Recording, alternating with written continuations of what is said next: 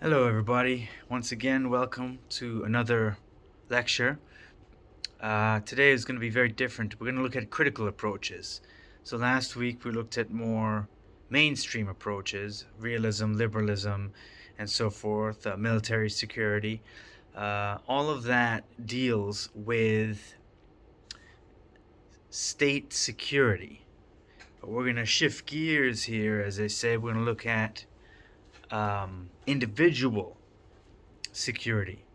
And there's a lot of different ways we can think about it. We can think about it individual security as human security. So we're looking beyond the state. We're not looking at the state anymore. We're looking at the individual, you and me, right? We're looking at people. It's a different referent object, right? Referent object, if you remember Buzan's reading, he talks about the different referent objects.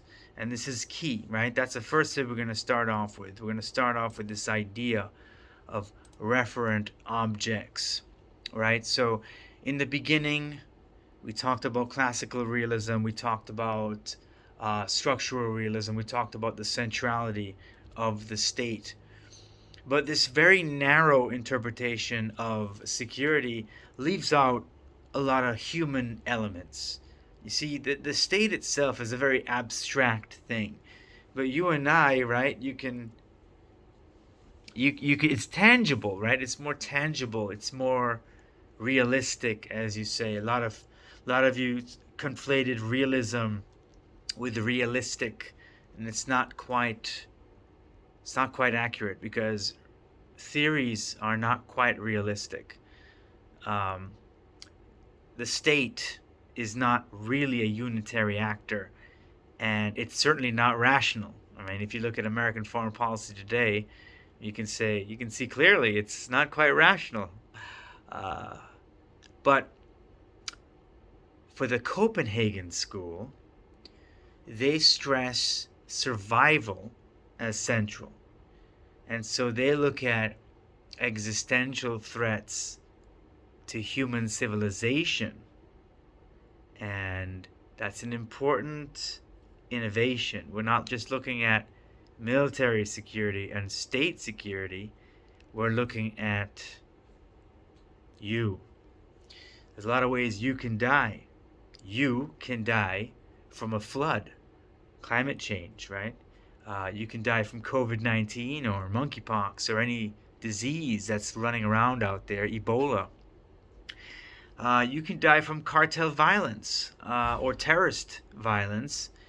You can die from any number of things, right? Your life you're very fragile, no matter how many, how much muscles you got there, how beefy you are. You can still die, right? Stray bullet, boom, you're done.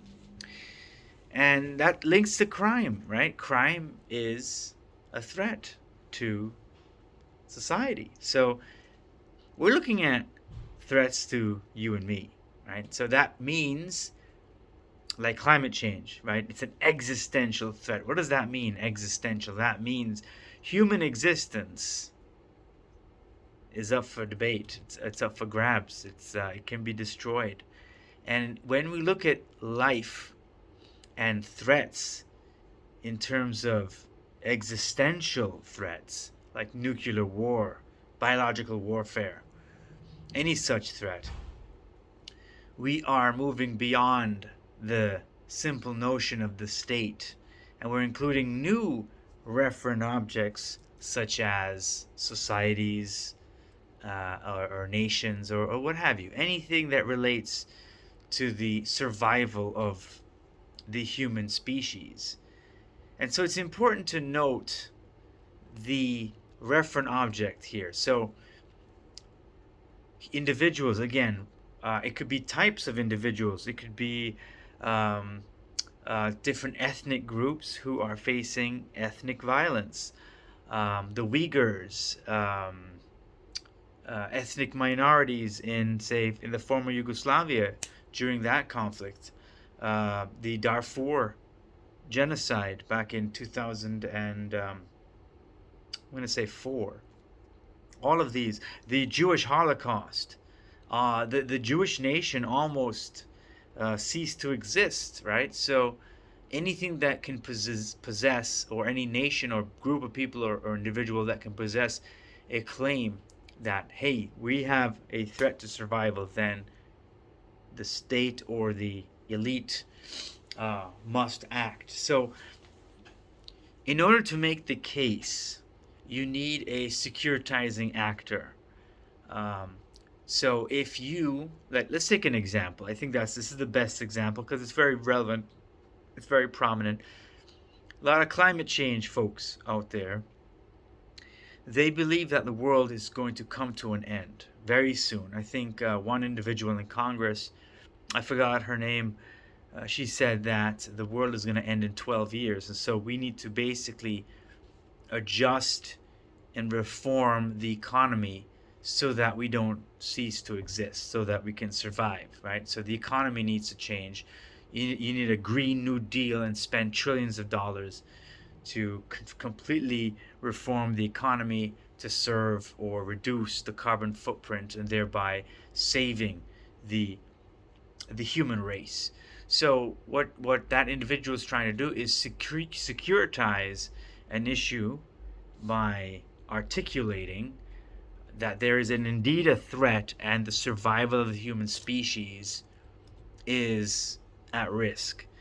Another one would be terrorism. After 9/11, the United States thought that, or decided that, terrorism was the major threat to the international order, and began to become more active in many parts of the world, engaging in regime change and running up the government's debt to whatever, $6 trillion, running up that bill.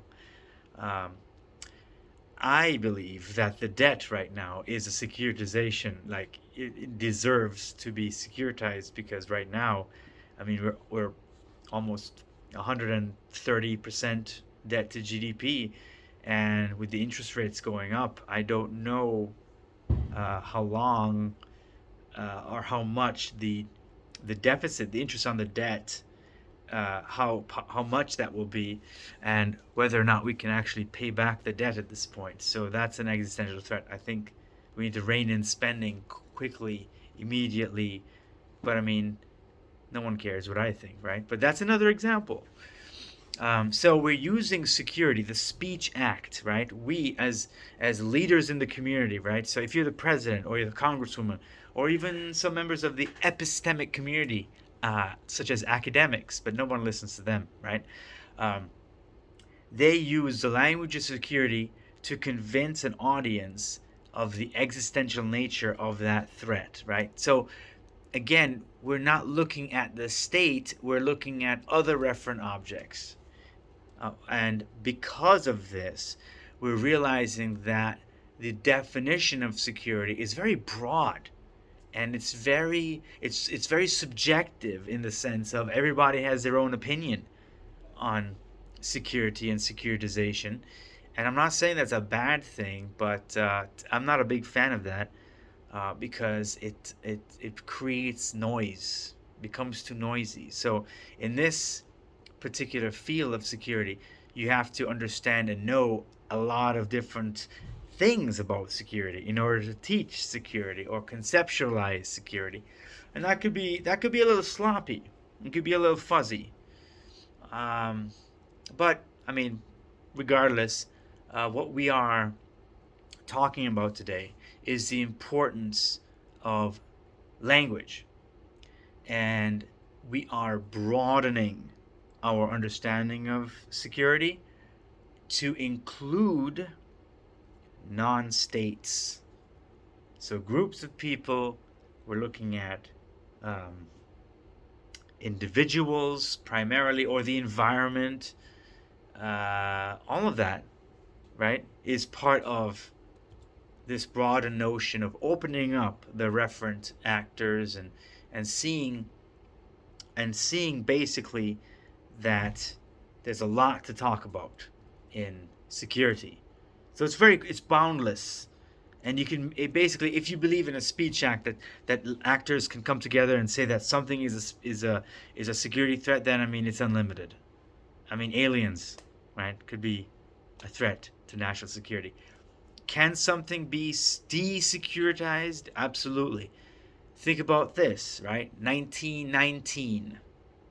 We used to drink. Americans used to drink whatever alcohol and booze, and then all of a sudden, a couple of years or maybe a year later, boom, alcohol is illegal because people securitized the danger of alcohol. And but the argument was, it's basically these women's groups used to come together and say we need to ban alcohol because it's leading to domestic violence, which is true. Alcoholism and domestic violence, there is a correlation. But they successfully got it illegal. They made it illegal, alcohol, right? Can you imagine? And what this led to was organized criminal groups. Al Capone, all those individuals, all those characters, the Italian mafia.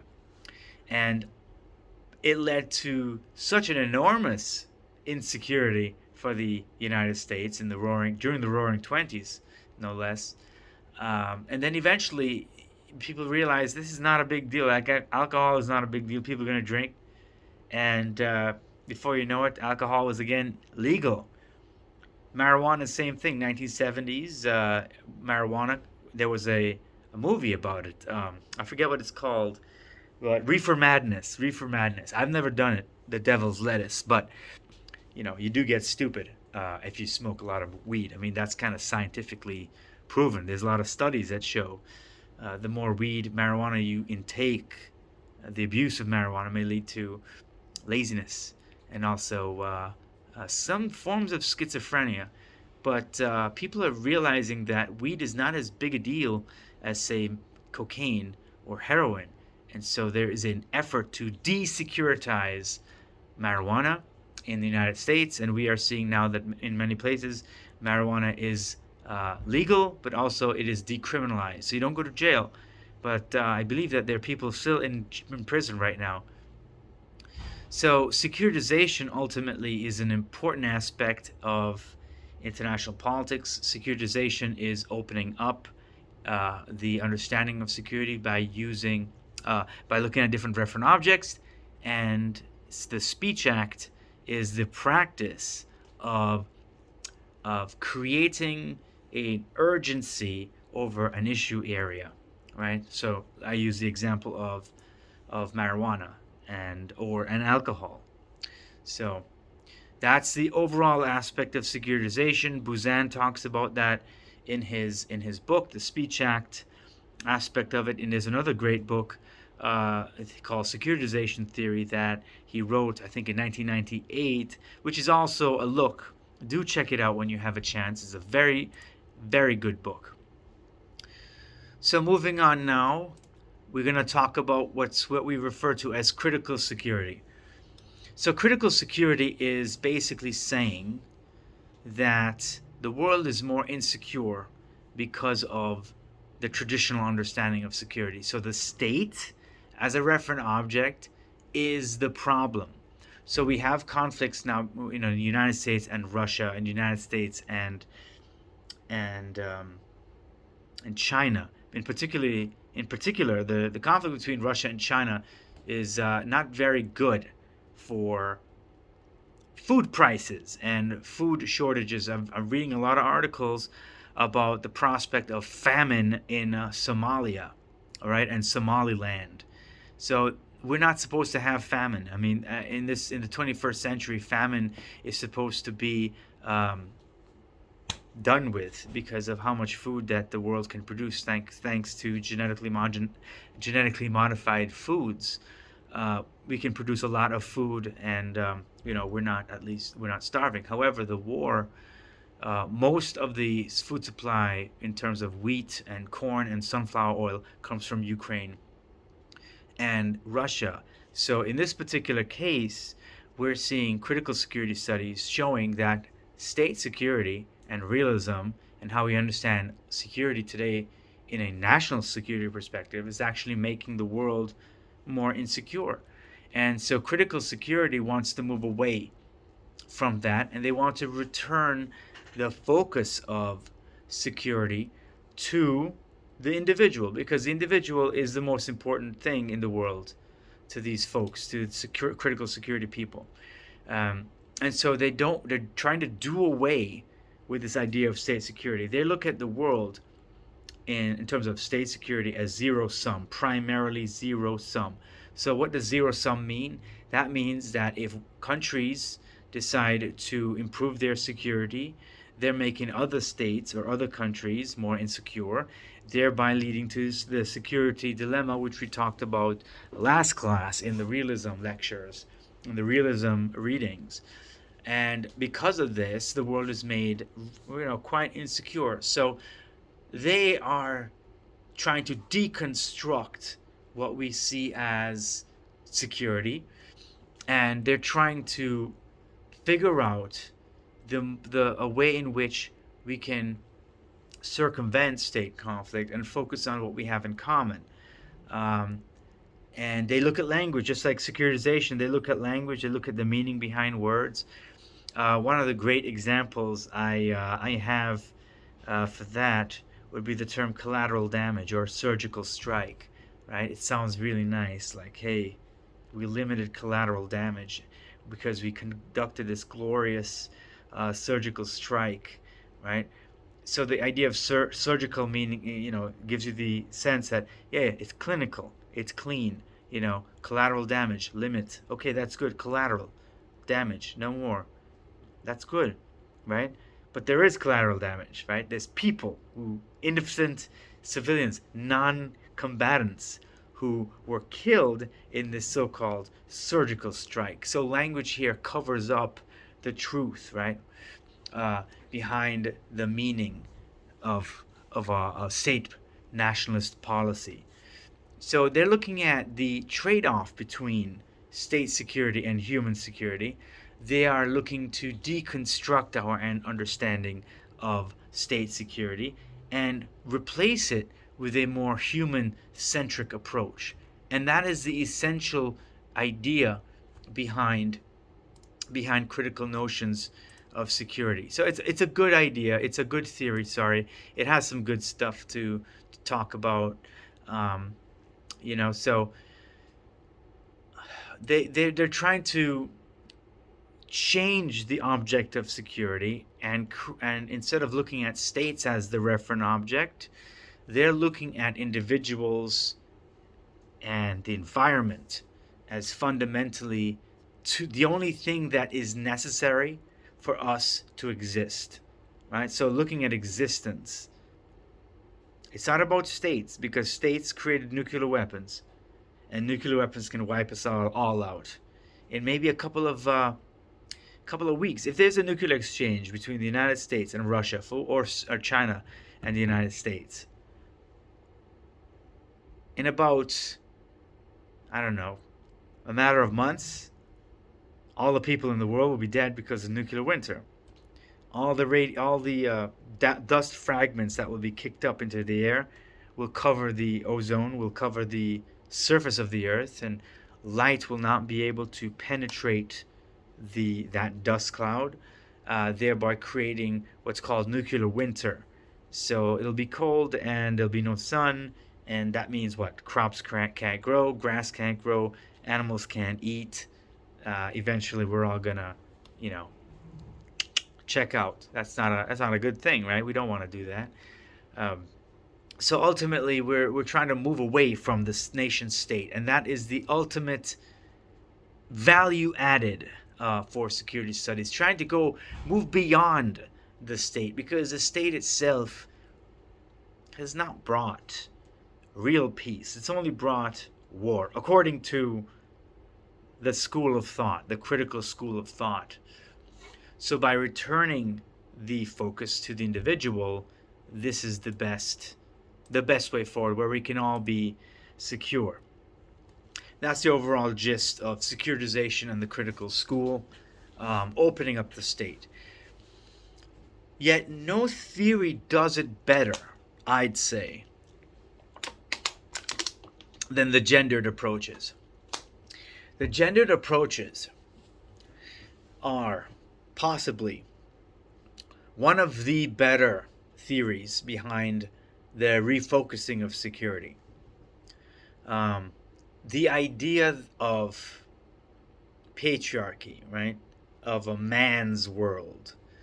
Um, this is ultimately the problem, right? So the readings from today, especially the SJOBERG, that reading, I think does a fantastic job looking at the various schools of feminist thought as it tries to understand security, right? So this being a man's world, it's not simply to say that security will be better improved with the inclusion of women. That's not the overall gist of the gendered approach, but it does look at war and militaries as fundamental to the state, and the state as and war as a product of patriarchal structures that have existed throughout history.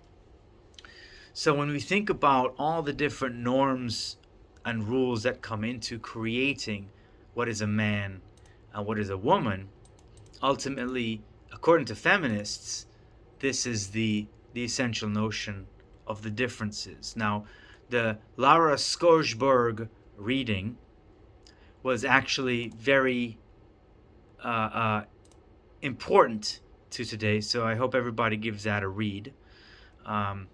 So she talks about all the different viewpoints of feminism, specifically not just the liberal or the feminist that's liberal feminism that says, well, we want to see more women involved in politics or international politics.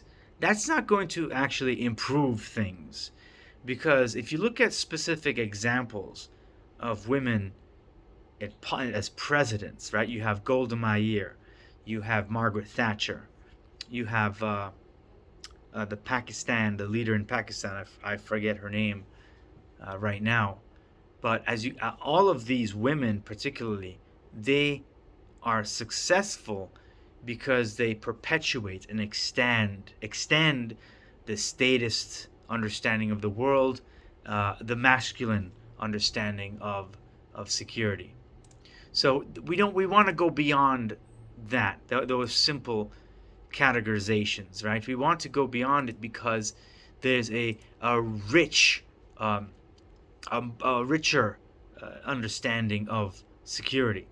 So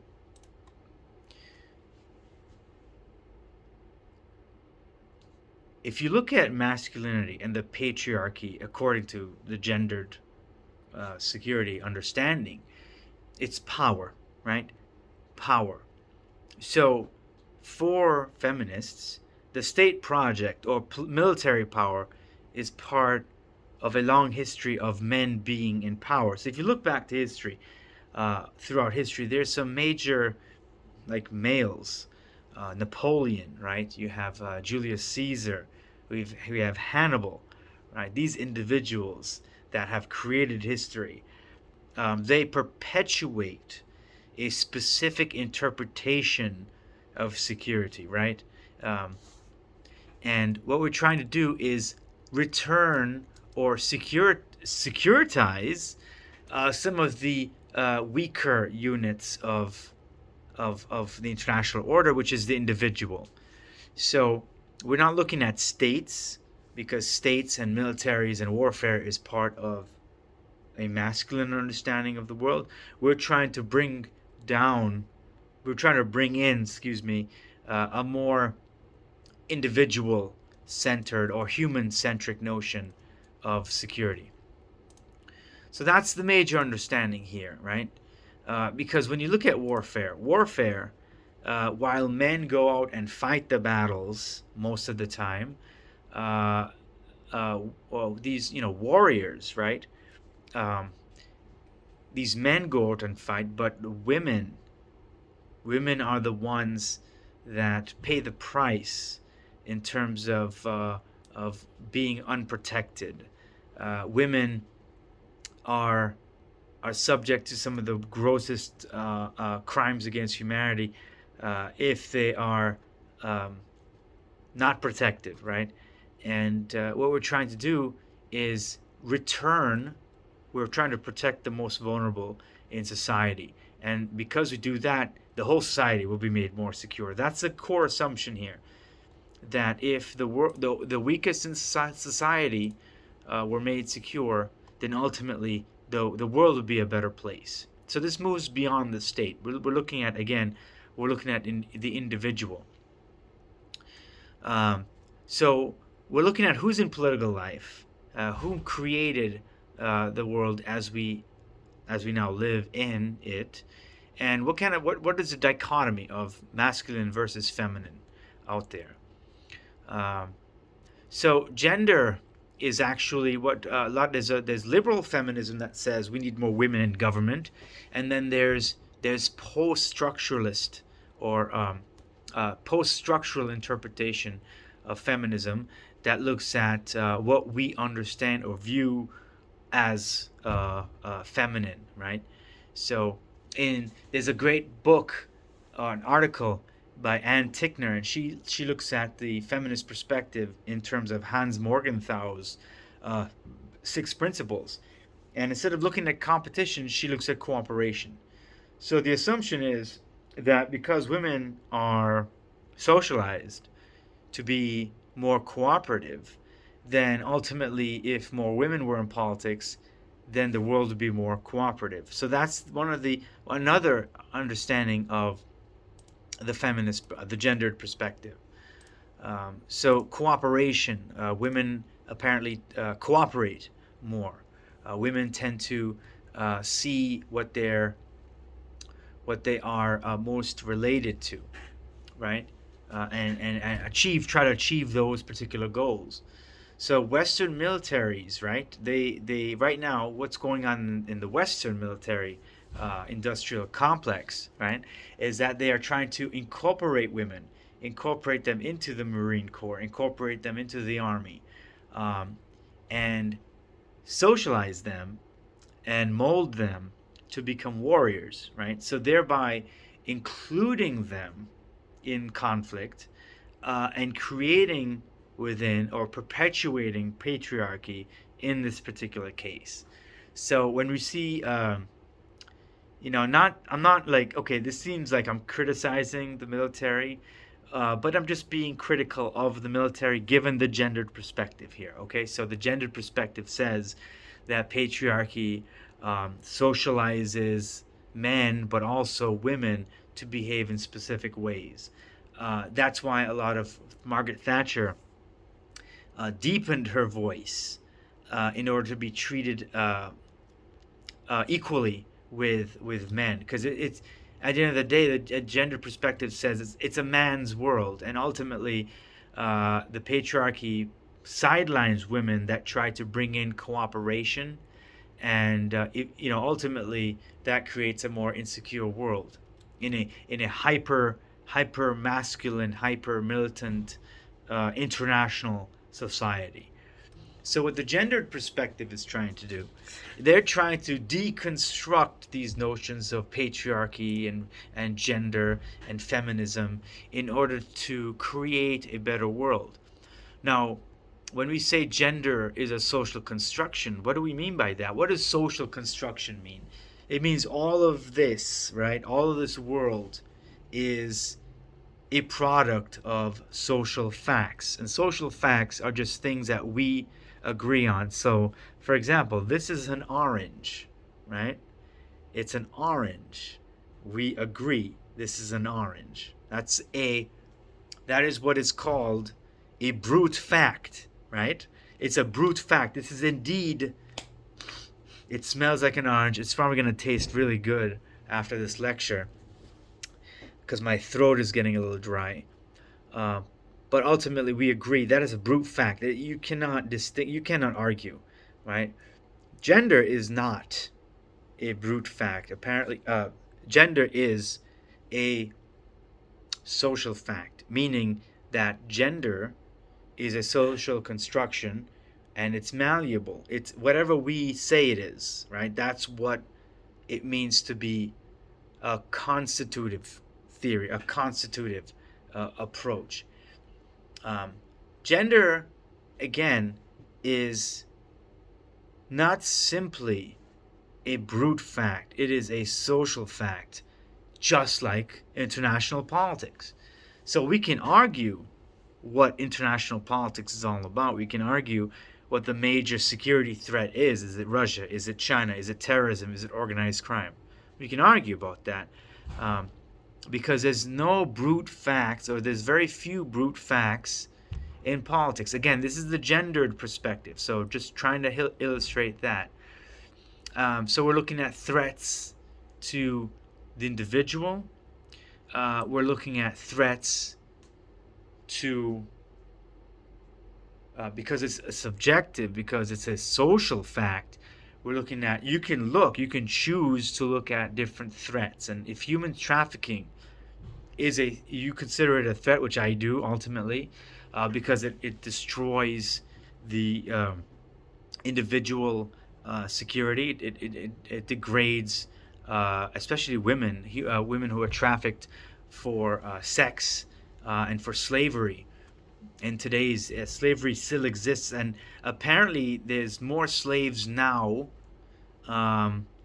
in the world. I guess it's because of the population changes, but there's more slaves now than any moment in human history, which is a scary thought. It's a very scary thought. Millions and millions of people being traded like slaves, and that is today's international political environment. So if we consider this individual as a referent object, and the gendered approach is a very powerful tool. So I encourage you to go through the SJOBERG reading in the syllabus to get a really good sense of the gendered perspective, right?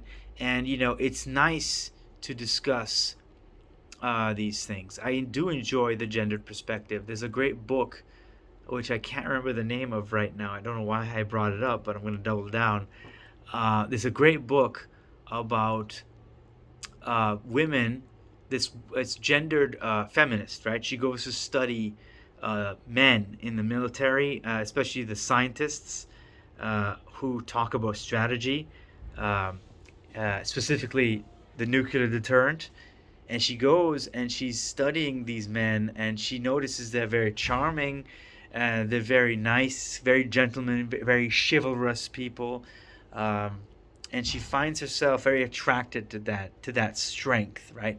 Because you see a man talking about remaining secure and protecting the individuals in a country, and she finds herself being attracted to that strength, to that confidence, and to that stability of the male, right? Of the masculine ideas of being a man, and being the male-centric notion of security.